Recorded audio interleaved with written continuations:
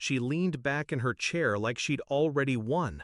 Her smirk was sharp, almost rehearsed, as her voice cut through the stale courtroom air. The prenup is ironclad. The judge scribbled something. Her lawyer adjusted his tie with confidence. I said nothing. Instead, I slid the paper across, tapped a single paragraph, and sat back. That's when her lawyer's face drained of color. His lips moved without sound at first. Then he grabbed her wrist and whispered, panic breaking through the facade. "The house, the accounts, what did you do?" I remember when her smile wasn't a weapon. We met at a fundraiser years ago.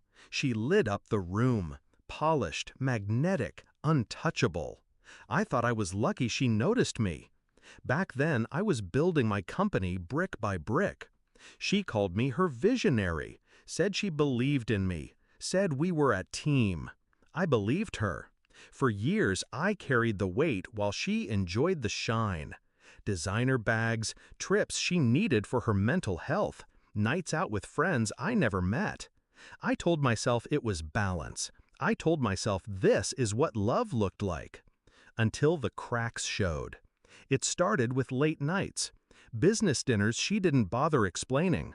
Texts flipped face down the second I entered the room.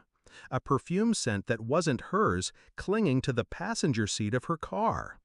I didn't confront her, not then. I just watched, listened, collected. The final blow came with her laughter, floating through the bathroom door while she thought I was asleep. Her voice, playful, low. "Once it's done, the house is mine. He won't see it coming. He's too soft." That night, I didn't sleep. By dawn, I wasn't a husband anymore. I was something sharper, colder. She thought the prenup was her shield.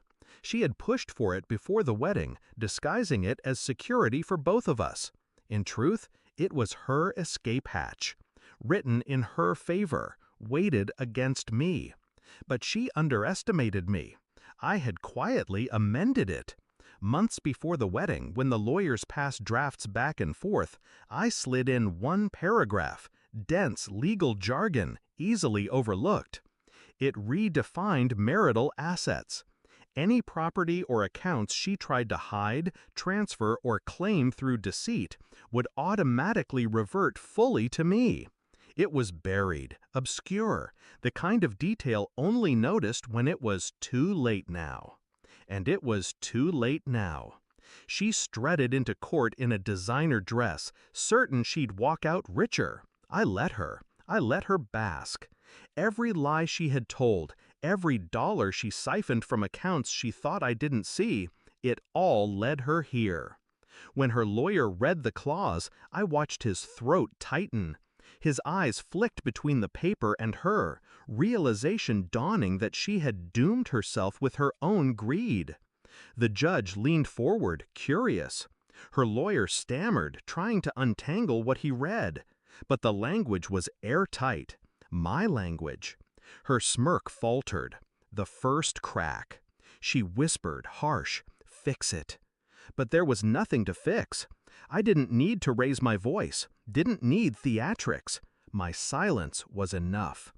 Every second that passed in that courtroom was a blade turning deeper.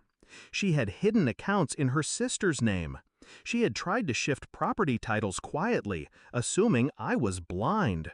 But the clause dragged everything back into the open. Not just into my possession, but into legal record. Her lawyer's whisper wasn't for her, it was for himself.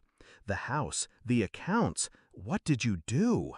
She realized then, she had handed me everything. The ruling came swift. The prenup she thought would gut me instead stripped her bare. The house reverted to me. The accounts drained back. Even the assets she thought invisible were now tied to fraud. She left the courtroom pale, shaking. No smirk, no victory, just silence. I watched her go. I didn't feel joy, not anger, just a final, satisfying calm. She thought betrayal was a game. She forgot I knew how to play. People ask if I regret it. No, she wanted a war. I gave her silence, strategy, and one signature on a page she never bothered to read. She thought she was smarter, stronger, untouchable. But in the end, she taught me my sharpest lesson. Love can be blind, but betrayal makes you see with perfect clarity. And when clarity comes, revenge writes itself in ink that never fades.